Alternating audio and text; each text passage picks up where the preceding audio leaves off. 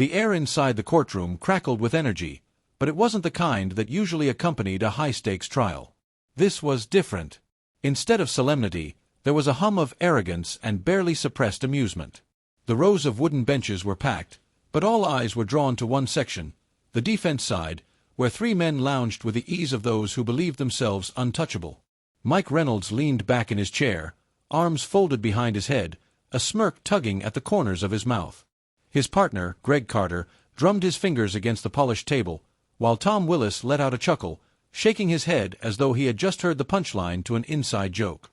Their laughter was quiet but unmistakable, a stark contrast to the tension that gripped the rest of the room. The prosecutor sat stiffly, his jaw clenched. He knew the truth, as did the public defenders who had fought tooth and nail to bring this case to trial. But truth had little power in a system rigged against justice. Months of investigations, witness statements, and painstakingly gathered evidence had been systematically dismantled, piece by forces unseen but well understood. On the other side of the room, family members of the victims sat in silence, their hands clasped tightly together. Some had tears brimming in their eyes, others stared straight ahead, faces carved from stone, unwilling to show the pain they carried. They had hoped, prayed, for justice. And yet, deep down, they had known the outcome long before today. The sound of the judge's gavel echoed through the chamber, cutting through the murmurs like a blade. "Case dismissed," he declared, his voice devoid of emotion. For a moment, silence stretched across the room, hanging like a dense fog. Then, the inevitable reaction followed. Cheers erupted from the officers' side of the courtroom. Their fellow colleagues, scattered among the audience, clapped and exchanged victorious nods. It was just another day in the cycle of corruption, a game they had played many times before and won. Mike turned to Greg and clapped him on the back. "Another day, another win," he said smugly, his grin widening. Greg chuckled, shaking his head. "They really thought they could take us down." Tom leaned forward, his eyes gleaming with amusement. "Man, I love this job," he said, voice laced with satisfaction. He glanced around the room, eyes lingering on the devastated families, the tight-lipped prosecutor, and the activists who had worked tirelessly to bring the case forward. Their expressions only fueled his arrogance. He relished their despair. For months, the three had been under investigation for racial profiling, excessive force, and planting evidence on innocent black citizens. Stories of their misconduct had circulated for years, whispered in the streets, screamed in protests, buried in internal reports that never saw the light of day. Yet, as always, their connections in high places had ensured that the case fell apart before it could reach a fair verdict. Key witnesses backed out, intimidated into silence. Crucial footage, evidence that could have sealed their fate, had conveniently gone missing. Officers who might have testified against them suddenly found themselves reassigned, pressured, or outright dismissed. And just like that, they walked free, their records untarnished, their power intact. As the three officers gathered their belongings, ready to leave the courtroom, their grins remained firmly in place. The prosecution had put up a good fight, but in the end, the result had been inevitable. The system wasn't broken, it was working exactly as it was meant to. "You'd think they'd learn by now," Greg mused, slipping his sunglasses onto his face as they strolled toward the exit. "They keep coming at us, and we keep walking away." Mike laughed. "It's almost sad, really. They keep hoping for change, thinking this time will be different." Tom rolled his eyes. "Hope doesn't change reality. We run this city, and they know it." Outside the courthouse, a small crowd had gathered. Protesters held signs, their faces filled with anger and exhaustion. "Justice for the innocent!" one woman shouted, her voice hoarse from hours of chanting. Greg smirked and gave her a mocking salute. "Better luck next time, sweetheart." She lunged forward, but a friend pulled her back, whispering something in her ear. The officers knew what it was. It was the same warning whispered in every marginalized community: don't make yourself a target. They knew all too well what happened to people who spoke out. The officers strode past, basking in their triumph. But just as they reached the steps, the doors of the courthouse swung open behind them. The murmurs started softly but grew into a wave that rippled through the crowd. Heads turned, conversations hushed, and for the first time that day, the smug expressions on the officers' faces faltered. A man entered, his presence commanding immediate attention. He was tall, broad-shouldered, and dressed in a crisp navy blue suit that was perfectly tailored to his frame. His skin was a deep brown, his sharp eyes unwavering as they swept across the room. His neatly trimmed beard framed a face that was both composed and resolute. Jamal Brooks. A name that had once been spoken with mockery and disdain by the very officers now standing frozen in their tracks. A man they had once falsely arrested, humiliated, and dismissed as insignificant. But now, as he walked toward the front of the courtroom, he carried himself with the poise of someone who knew exactly what power he wielded. The judge cleared his throat. "Before we end today's session, I have an announcement." The room quieted, all attention now focused on the unfolding moment. "As of today, the city has appointed a new chief of police," the judge continued, his voice steady. "Please welcome Chief Jamal Brooks." Time seemed to slow. The weight of the announcement settled over the courtroom like an invisible force, pressing down on those who had grown comfortable in their impunity. Mike, Greg, and Tom didn't move. Their celebration had evaporated, their triumph suddenly feeling hollow. Jamal stepped forward, his expression unreadable. He wasn't smiling, but he didn't need to be. His presence alone was a declaration. "Gentlemen," he said, his voice smooth yet firm, "I look forward to working with you." Mike's throat went dry. Greg shifted uncomfortably. Tom clenched his fists. The party was over. The morning after Chief Jamal Brooks' appointment was unlike any other at the precinct. The usual arrogance and cockiness of officers Mike Reynolds, Greg Carter, and Tom Willis had vanished. Instead, they walked in with cautious steps, their confidence eroded by the unknown changes that lay ahead. As they entered, officers stood at attention, greeting their new leader with respect. The atmosphere was different, heavier, filled with uncertainty but also a quiet hope. Jamal stood tall at the front of the room, his presence commanding and undeniable. His uniform was immaculate, his badge gleaming under the fluorescent lights. He took his time scanning the room before finally speaking. "Good morning," he said, his voice firm yet controlled. "From this moment on, this department is no longer a refuge for corruption. We will uphold the law, not bend it for personal gain. The days of unchecked abuse are over." The room was silent. Officers exchanged nervous glances, while others nodded, acknowledging that the tides were shifting. For years, some had silently disapproved of the corruption but felt powerless to stop it. Now, they had a leader who wasn't afraid to take action. Jamal's gaze landed on Reynolds, Carter, and Willis. "Step forward," he ordered. They hesitated but knew they had no choice. As they approached, Greg forced a smile. "Chief Brooks, it's great to have you here." Jamal tilted his head slightly. "Is it?" Mike cleared his throat. "Absolutely. We're ready to serve under your leadership." Jamal remained silent for a moment before placing a thick folder on the table in front of them. The officers stared at it, their stomachs twisting with unease. "Inside this folder is a record of every complaint, every accusation, and every corrupt act you've committed over the years," Jamal said. "Evidence that was buried, until now." Tom's hands turned clammy. "Chief, listen." "Save it," Jamal interrupted, his voice sharp. "You've abused your power for too long. This department will no longer protect criminals in uniform." Jamal folded his arms. "Effective immediately, you're all suspended pending an internal investigation." The words hit them like a hammer. Mike's jaw dropped. Greg wiped sweat from his forehead. Tom clenched his fists. "Suspended," Mike repeated, his voice cracking. "You can't do this." Jamal remained unfazed. "I just did." The other officers in the room watched in silence. Some seemed satisfied, while others were too shocked to react. The three disgraced officers had walked into the precinct believing they were untouchable. Now, they were walking out in disgrace. Internal Affairs officers stepped forward. "Please hand over your badges and weapons," one of them instructed. Greg hesitated. "This isn't over," he muttered under his breath as he placed his badge on the table. Jamal met his gaze. "Yes, it is." News of the suspensions spread like wildfire. Social media exploded with reactions. "Chief Brooks cleans house. Corrupt officers suspended." "Justice in motion. The fall of Reynolds, Carter, and Willis. Some officers in the department celebrated the change, relieved that the toxic culture was finally being addressed.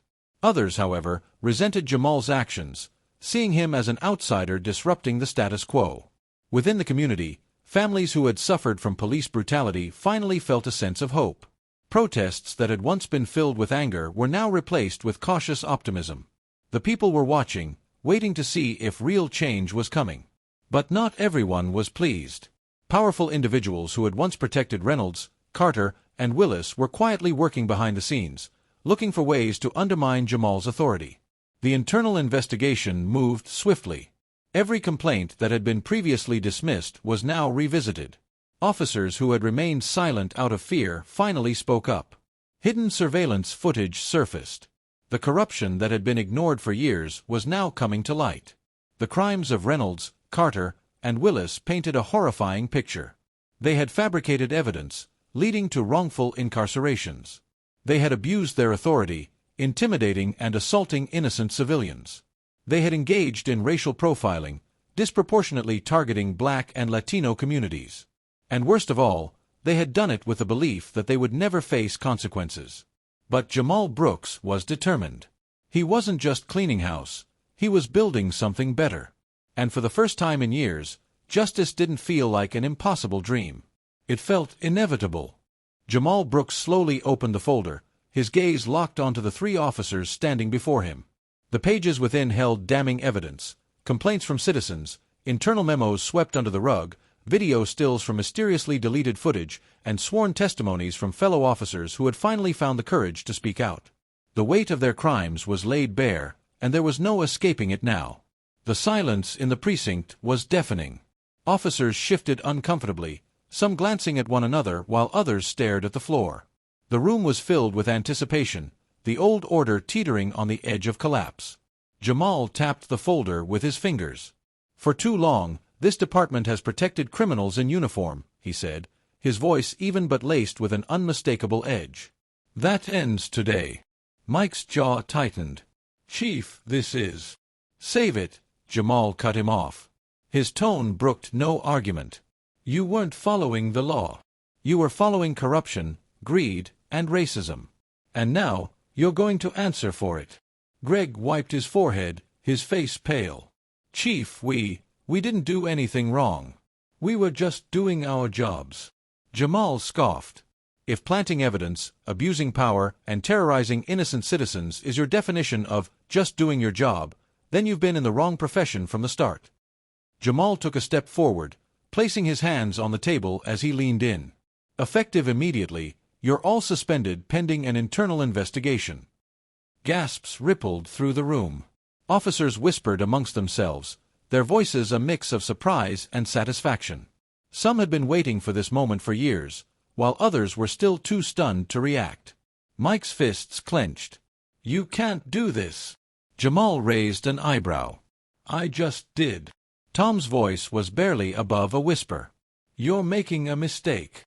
Jamal straightened. "No. The mistake was allowing men like you to believe you were untouchable. That illusion ends now." He nodded toward two internal affairs officers standing by the door. "Escort them out." The room held its breath as the three disgraced officers were led toward the exit. Their faces were a mix of shock, fury, and disbelief. They had walked into the precinct that morning believing themselves invincible. Now, they walked out disgraced. The news spread like wildfire. Within hours, headlines flashed across screens, radio hosts dissected the moment, and social media exploded with reactions. The city, long accustomed to tales of police corruption ending in nothing, was in shock. Chief Brooks cleans house, corrupt officers suspended. Justice in motion, the fall of Reynolds, Carter, and Willis. The public response was overwhelming. People gathered outside the precinct, cheering and holding signs that read accountability at last and no more corrupt cops. Families who had lost loved ones to police brutality finally felt a glimmer of hope. Activists who had spent years demanding reform finally saw the first crack in the foundation of corruption. Not everyone was pleased, however. Within the police force, factions formed. Some supported Jamal's vision, eager for change. Others resented him, seeing his actions as betrayal. The old guard, those who had thrived under the corrupt system, whispered in dark corners, already plotting their next move. But Jamal Brooks was ready for them. Over the next 2 weeks, the internal investigation unearthed everything. Reports that had been buried for years were exhumed. Victims who had remained silent out of fear now came forward with undeniable evidence, and surveillance footage, once thought to be deleted, was recovered. The crimes of Reynolds, Carter, and Willis painted a horrifying picture. They had fabricated evidence, leading to wrongful incarcerations. They had abused their authority, extorting and intimidating citizens. They had engaged in racial profiling, targeting Black and Latino communities with ruthless efficiency. They had even stolen money from evidence lockers, funding lavish lifestyles while claiming to serve and protect. The depth of their corruption was staggering, but even more shocking was how many people had turned a blind eye for years. Jamal made sure those complicit didn't go unpunished. Several other officers found themselves under investigation, and suddenly, those who had once felt untouchable were scrambling to cover their tracks. But it was too late. The truth had been set free, and there was no stopping what came next. The same courtroom that had once been a stage for their arrogance now became the site of their reckoning. Mike Reynolds, Greg Carter, and Tom Willis sat in the defendants' chairs, stripped of their uniforms, their hands clasped tightly together. They were no longer celebrated officers. They were criminals on trial. The prosecutor stood tall as he read out the charges. Officer Reynolds, Officer Carter, and Officer Willis, you are charged with misconduct, abuse of power, falsifying evidence, and multiple counts of racial discrimination. How do you plead? Mike swallowed hard. Not guilty. Greg's hands trembled. This is a setup. The prosecutor cut him off. We have video footage, sworn statements, and forensic evidence. The truth is clear. The jury deliberated for only an hour before returning with the verdict. Guilty. The courtroom erupted. Cheers filled the air. People hugged, clapped, and some even wept. After years of injustice, accountability had finally arrived. As the officers were handcuffed and led away, Greg turned to Jamal, his face twisted with anger. You set us up. Jamal smirked. No. You set yourselves up.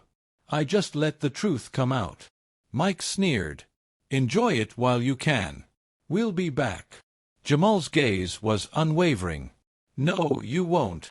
As the heavy doors slammed shut behind them, it was clear, the reign of corruption was over. And Chief Jamal Brooks. He was just getting started. Chief Jamal Brooks' unwavering dedication to justice and reform transformed a corrupt police department into a model of integrity and community partnership. By addressing misconduct head-on and implementing comprehensive reforms, he restored public trust and ensured that the principles of fairness and accountability became the foundation of law enforcement in the city. The corrupt officers convicted, Chief Jamal Brooks turned his attention to reforming the police department to prevent future misconduct. Drawing inspiration from successful initiatives in other cities, he introduced comprehensive changes aimed at fostering transparency, accountability, and community trust. Recognizing the importance of community involvement, Chief Brooks implemented community policing strategies. Officers were assigned to specific neighborhoods, encouraging them to build relationships with residents and address local concerns collaboratively. This approach aimed to bridge the gap between law enforcement and the community, fostering mutual respect and understanding.